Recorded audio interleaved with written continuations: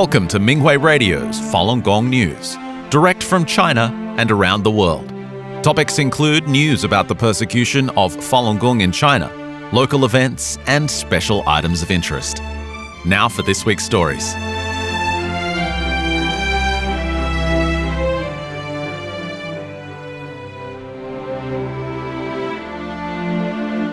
USA. Shenyang Performing Arts kicked off its 2026 tour in Texas with a performance in Houston on December 26th. The company is scheduled to give more than 40 performances in 9 Texan cities. The governor of Texas, Greg Abbott, wrote a letter of welcome and wished the performing arts company continued success. The letter read in part, "Since 2006, Shenyang has honored the rich heritage of Chinese music, dance, and dress as they showcase their traditions through 8 touring companies that span the globe each year. Using state-of-the-art digital sets and backdrops and handmade costumes, Shenyang masterfully blends the past and present to create an unforgettable experience of sight and sound. The Lone Star State is proud to host Shenyang, and I am confident that the world-class productions that highlight ancient Chinese culture will make a lasting impression. I applaud the dancers, musicians, organizers, directors, and volunteers who bring this dynamic performance to life as their dedication makes this tour a reality." New Zealand. A rally exposing the human rights crimes against Falun Dafa practitioners in China took place in Auckland's city centre on December 27th. Kerry Gore, an attorney well known for opposing human rights abuses, addressed the gathering. He commended Falun Dafa practitioners' perseverance and called on people from all walks of life in New Zealand to help practitioners stop the communists' persecution. The Dragon Dance team attracted attention at the event, while a sizable group of practitioners practiced the exercises together. Anne-Marie from South Auckland said, "I've never heard of it, but after seeing their group practice, I'd like to learn more about it." She said she would download Falun Dafa books that are available for free online and added, "I truly wish to learn. I want to start practicing." Gilbert Boza from Australia listened to Kerry Gore's speech, condemned the CCP's forced organ harvesting, and commented, "Life is priceless. Such things will make God furious." He urged governments to act against the atrocities and said, "The brutal CCP regime and its accomplices must be stopped." Boza commended the practitioners' efforts to raise awareness and said he would continue to help stop the persecution. Sweden. Christmas and New Year's Day are the most celebrated and important holidays of the year in Sweden. Festivities filled the downtown area of Stockholm from the start of December through New Year's Day. The holiday decorations of the historic traditional Christmas market illuminated the winter darkness and filled the entire city with a romantic and festive atmosphere. Tourists from all over the world were drawn to experience its Nordic charm. Practitioners introduced Falun Dafa and raised awareness of the persecution in China during events at the Myntgården Public Square near the Royal Palace, as well as next to the famous Stockholm Concert Hall every Friday and Saturday afternoon during the month of December. They demonstrated the Falun Dafa exercises and collected signatures on a petition calling to end the crimes against practitioners in China.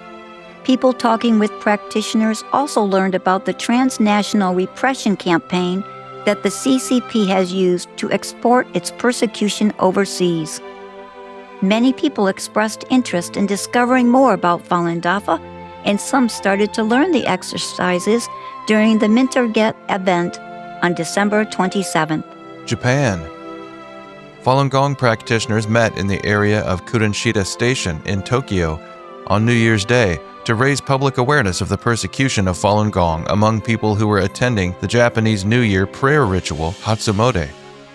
Many people accepted flyers, sincerely encouraged the practitioners, and said they hoped the persecution would end soon. A supporter named Miss Ishikawa had learned about the persecution of Falun Gong and forced organ harvesting through social media. She expressed her outrage with a sense of urgency and said, "If this is not stopped, the Japanese people will be next. If the world doesn't act together, morality will be completely destroyed." Ms. Ishikawa displays books that contain information about the persecution and live organ harvesting in her shop, which she shares with customers and friends. She said, "I hope all Falun Gong practitioners have the strength to persevere. What the Chinese Communist Party is doing is simply beyond words." On the previous day, peaceful protests were held on the island of Kyushu, as well as Nagasaki, Fukuoka, and the cities of Nagoya, Tokyo, Sapporo, and Osaka. Slovakia. From November 29th to December 21st, practitioners held Falun Dafa information events on the weekends in the cities of Nitra and Bratislava to tell people about the human rights violations related to the persecution of the practice in China. Many people added their names to a petition to help stop the persecution and forced organ harvesting. Those who signed the petition mentioned various reasons for doing so, including their aversion to the barbaric nature of the crime and their admiration for practitioners' righteousness in upholding their belief in Falun Dafa's principles of truthfulness, compassion, and forbearance. Among the supporters were many young students who expressed a strong sense of righteousness. Alex Gabura, a student from the Czech Republic, signed the petition and said, "I believe that the most important thing is equality for all people. Today, society lacks almost all moral values. So values such as truthfulness, compassion, and tolerance could help our society infinitely." A group of students from Macedonia also stopped at the Falun Dafa booth in the city of Bratislava. More than 10 of them added their signatures to the petition. USA. Shenyang Performing Arts will hold 10 shows for the people of Washington, D.C., Maryland, and Virginia at the Kennedy Center, January 7th through the 18th. Governor Wes Moore of the state of Maryland marked the 20th anniversary of the Performing Arts Company with a citation in January. It said in part, "Because of your demonstration of high integrity and ability, meriting our great trust and respect, we are most pleased to award you the Governor's citation in appreciation of your outstanding services to the citizens of this state." From the state of Virginia, U.S. Congressman James Walkinshaw wrote a letter to congratulate the Shenyang Performing Arts Group on the 20th anniversary of its founding and praised its accomplishments. The letter stated, "As Shenyang celebrates 2 decades of artistic work, I commend the dedication required to sustain large-scale performances and engage audiences year after year. Reaching millions worldwide is no small achievement and reflects the enduring public interest in live performance. Please accept my best wishes for a successful world tour and continued growth in the years ahead. I wish you every success as you continue contributing to the global performing arts community."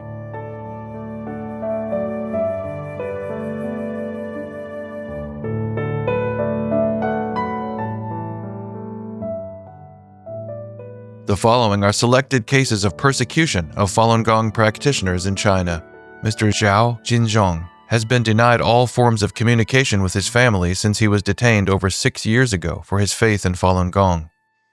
Mr. Zhao of Shanxi Province was arrested during a police sweep of local Falun Gong practitioners on September 7th of 2019. According to insiders, the police installed a surveillance camera on a balcony facing Mr. Zhao's home and monitored his movements before making the arrest.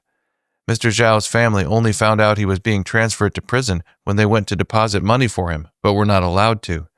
The guards also did not let them visit him in person because he had not admitted to being, quote, guilty of practicing Falun Gong.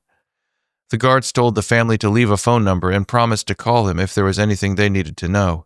No one ever called, and Mr. Zhao has never been allowed to call or write to his family. Mingwei previously reported on Ms. Liu Hongxia's death, which came days after she was denied medical parole. New information has emerged about the case. Ms. Liu was sentenced to 4 years in 2022 and was hospitalized and moved to an intensive care unit 2 months later. Her family applied for medical parole, but their application was denied. Ms. Liu died on November 8, 2022. She was 47. The new information available concerns a request for government information by Ms. Lu's husband, Mr. Yuan Yiji. He requested information regarding the police agency that verified the prosecution evidence against his wife. The court judge stated in the verdict that all the materials confiscated from Lu Hongxia's home all contained information about Falun Gong and materials defaming the Chinese Communist Party and China, and were thus deemed cult propaganda. However, no law in China has criminalized Falun Gong, nor labels it as a cult. His wife's body is still in a morgue as he continues to seek justice for her. A 75-year-old woman in Shanxi province was sentenced to 9 years late last year for her faith in Falun Gong. On the night Miss Kuo Guilan was arrested, the 4 police officers did not allow her to change her clothes or shoes before dragging her away. At least 12 other practitioners in the area were also arrested around the same time. One of Miss Huo's ankles was severely injured during the arrest and became swollen, making it difficult for her to walk. The next day, her condition worsened. She was dizzy and experienced chest pain, back pain, and had difficulty breathing. Her hearing and vision also declined. Her family requested that she be released on bail, but their request was denied. During the court hearing, the judge asked the clerk to stop recording the court proceedings to avoid incriminating the police.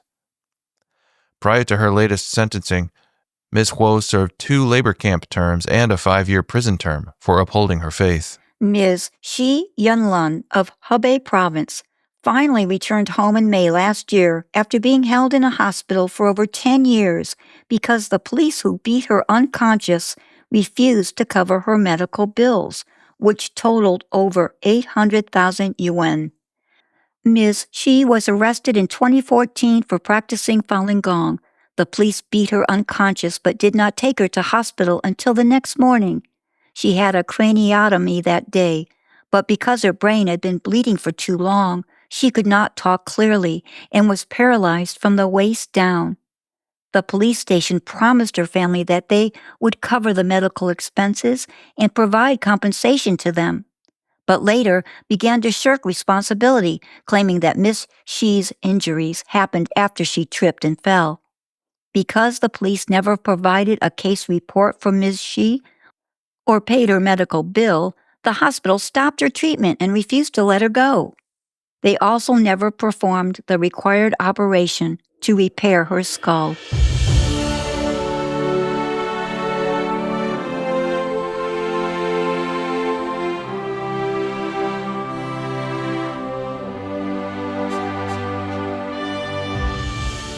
Chinese tourists in Ireland eager to quit the CCP. On December 27th, practitioners held activities in downtown Dublin to introduce the Falun Dafa spiritual practice to local residents, as well as to tourists from around the world. They also exposed the CCP's brutal persecution of Falun Dafa, which includes taking organs from detained practitioners for use in transplants while they are still alive.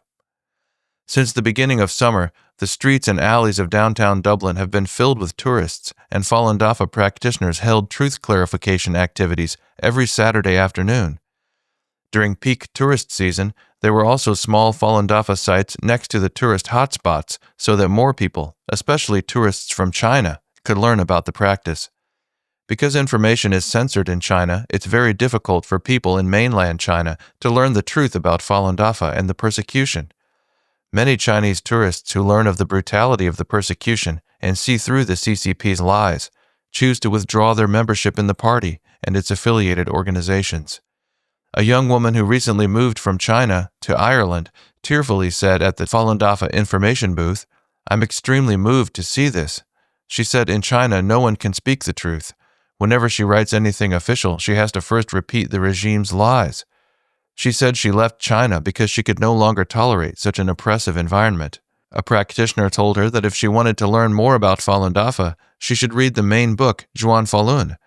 She was also told about the Falun Dafa website listed on the flyer, where anyone can download all of the books for free.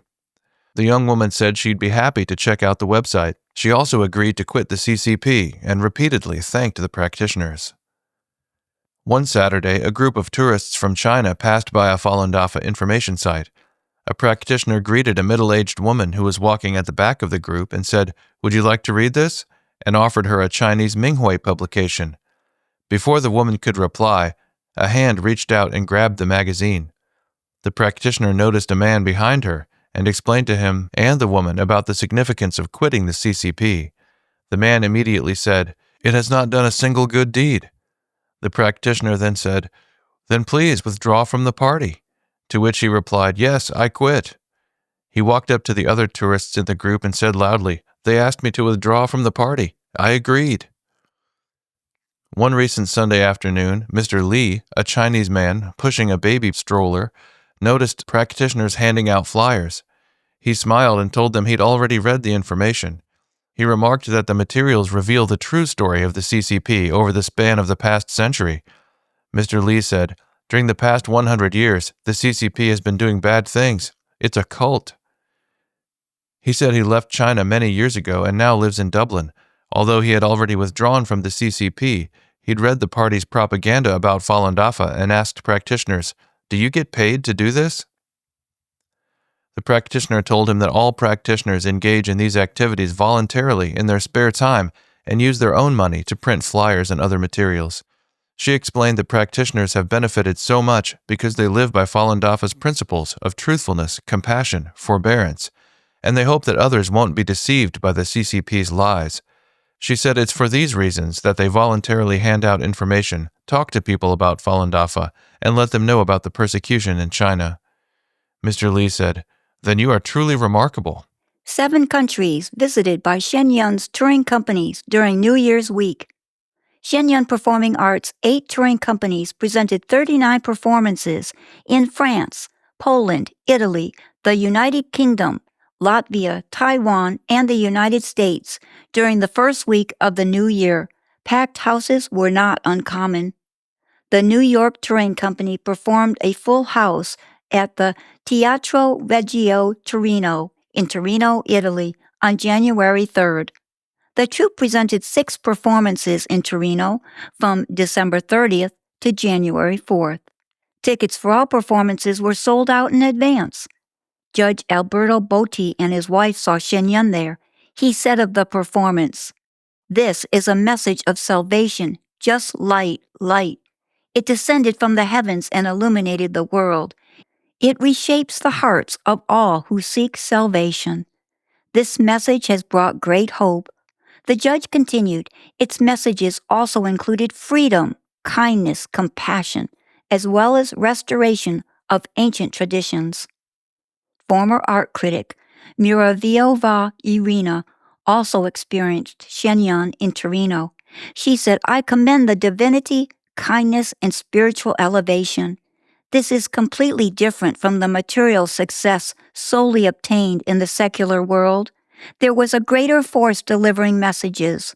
It was divine and extraordinary, and not something that could be done by ordinary people."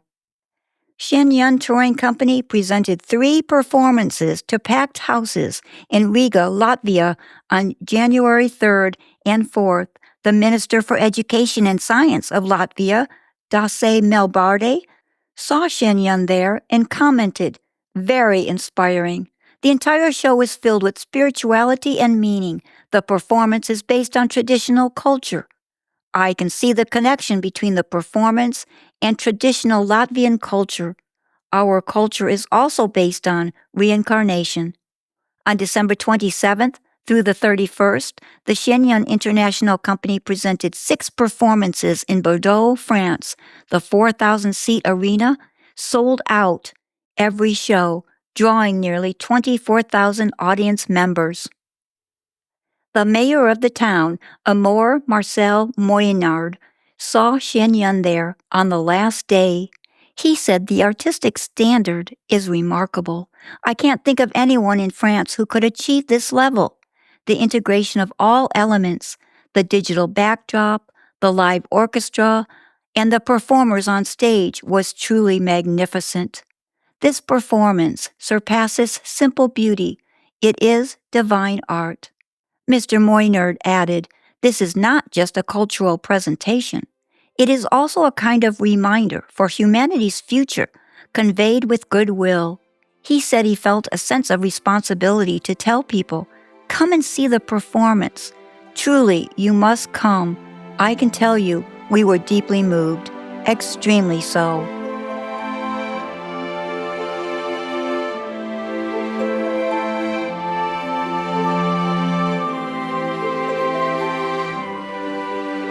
Thank you for listening to the Minghui Radio Podcast.